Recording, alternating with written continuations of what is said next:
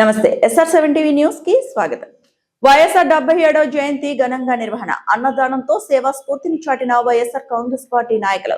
తిరుపతి జిల్లా బిఎన్ కండ్రింగ మండలంలో మాజీ ముఖ్యమంత్రి దివంగత ప్రజానేత డాక్టర్ వైఎస్ రాజశేఖర రెడ్డి 77వ జయంతి వేడుకల్లో వైఎస్ఆర్ కాంగ్రెస్ పార్టీ మండల అధ్యక్షుడు కె మణినాయుడు ఆధ్వర్యంలో ఘనంగా నిర్వహించారు. ఈ సందర్భంగా వైఎస్ రాజశేఖర రెడ్డి చిత్రపటానికి పూలమాలలు వేసి ఘన నివాళులర్పించారు. ఆయన ప్రజా సంక్షేమ పాలన, రైతులు, పేదలు, విద్యార్థులు, మహిళల అభ్యున్నతి కోసం అమలు చేసిన పథకాలను నాయకులు గుర్తు చేసుకున్నారు. ప్రజల సంక్షేమమే లక్ష్యంగా పనిచేసిన మహానేతగా వైఎస్ఆర్ చరిత్రలో చిరస్థాయిగా నిలిచిపోయారని కొనియాడారు. అనంతరం వైఎస్ఆర్ సేవ స్ఫూర్తిని స్మరించుకుంటూ అన్నదాన కార్యక్రమాన్ని నిర్వహించారు. ఈ కార్యక్రమంలో పెద్ద సంఖ్యలో ప్రజలు పాల్గొని భోజనం చేశారు.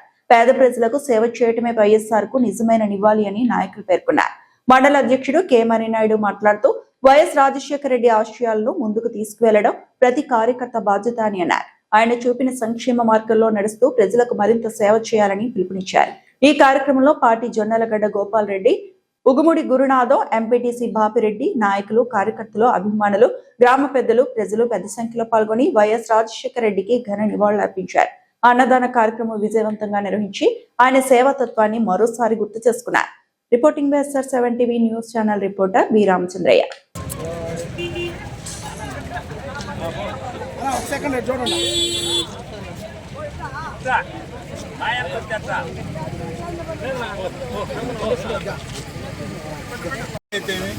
ఇంకా ఇతర దేశాలకు పోయి చదువుకునే విధానం అయితేమి వీళ్ళన్నీ కూడా కల్పించి పేద ప్రజలు కూడా సమానంగా ప్రతి ఒక్కరు పైకి వెళ్ళాలి, ఉద్యోగాలు తెచ్చుకోవాలని ఆయన దృఢ నిశ్చయంతో చేశారు. అవన్నీ కూడా సక్సెస్ అయ్యాయి. అవన్నీ కూడా మన జగన్మోహన్ రెడ్డి ముందుకు తీసుకొస్తున్నాడు. కొన్ని అనివార్య కారణాల వల్ల మనం లాస్ట్ టైం ఓడిపోవడం జరిగింది. లేకుంటే ప్రతి పేదవాడు నాది పేద అనే మాట మర్చిపోయి ఉండే విధంగా ఈసారి జరిగిపోయి ఉండేది. కానీ అది పోయింది. కానీ బాధపడాల్సిన అవసరం లేదు. మనం మళ్ళా వస్తున్నాము. తప్పకుండా ఇవన్నీ కూడా కంటిన్యూ చేస్తాము. ఇప్పుడు అన్ని బ్రేకప్ అయినాయి. అవన్నీ మీకు కూడా అర్థమవుతా ఉన్నది.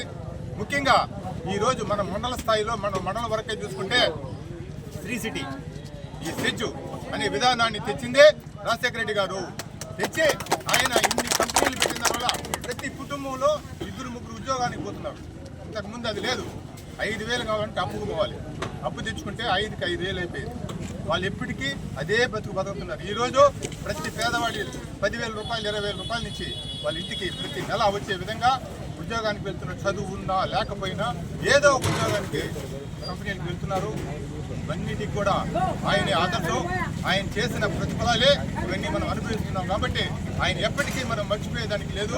ఆయన మన మనసులో అదేవిధంగా జీరో వడ్డీ కానీ అన్నీ చేశాడు. ఈరోజు జీరో వడ్డీ ఎక్కడ పోయిందో లేదు, కనీసం అనుకోను కూడా అనుకోవడం లేదు మహిళలు. ఆ విధంగా ఆయన చెప్పిన పథకం ఏదీ చేయడం లేదు చంద్రబాబు నాయుడు. కనీసం ఉచిత మహిళలకి దాదాపు నెలకు 1,500 రూపాయలు ఇస్తామన్నారు. ఆ పథకానికే గతి లేదు, శుతి లేదు. కనీసం ఏదో ఆ పెన్షన్ ఒక్క పథకం తప్ప, అది కొత్త దాదాపు 2 సంవత్సరాలు అవుతున్నది. బీసీలకైతే, ఎస్సీ ఎస్టీలకైతే 50 సంవత్సరాలకి పెన్షన్ ఇస్తామన్నారు. అట్లాంటిది కూడా పెన్షన్ ఇవ్వాలి. అది కనీసం 65-70 సంవత్సరాలు వచ్చిన కొత్త పెన్షన్లు కూడా ఎవరికి ఇవ్వాలి. ఇట్లాంటి ప్రభుత్వాన్ని మనం పారుదోలాలంటే మనం అందరం కలిసికట్టుగా ఉండాలి. కలిసికట్టుగా ఉండి ముందుకుండి మన రాజేశాన్ని ఇక్కడ గెలిపించుకొని జగన్ ముఖ్యమంత్రి చేసుకుంటారని సందర్భంగా తెలియజేస్తూ అవకాశం ఇచ్చిన ప్రజలందరికీ అలాగే చాలా బాధాకరమైన రోజు. పుట్టినరోజు కాబట్టి సంతోషం, ఆయన లేడు కాబట్టి బాధ. అయినప్పటికీ ఆయన వారసులు మాజీ ముఖ్యమంత్రి మన జగన్మోహన్ రెడ్డి గారు తండ్రి ఏదైతే సంక్షేమాన్ని ప్రజలకు ఇచ్చి దూరమైనాడో, తండ్రి ఇచ్చినటువంటి మాట కోసం ఆయన మరలా ఎన్ని ఇబ్బందులు ఇచ్చినా, ఎవరు ఎన్ని బాధలు పెట్టినా అదే రాజశేఖర రెడ్డి తనయుడిగా ప్రజల్లోకి అంతకు మించినటువంటి సంక్షేమం అందిస్తూ ప్రజలందరినీ కూడా మన్నలు పొందినటువంటి ఈ భారతదేశంలో ఏకైక ముఖ్యమంత్రి మన జగన్మోహన్ రెడ్డి అని చెప్పుకోవచ్చు మనం.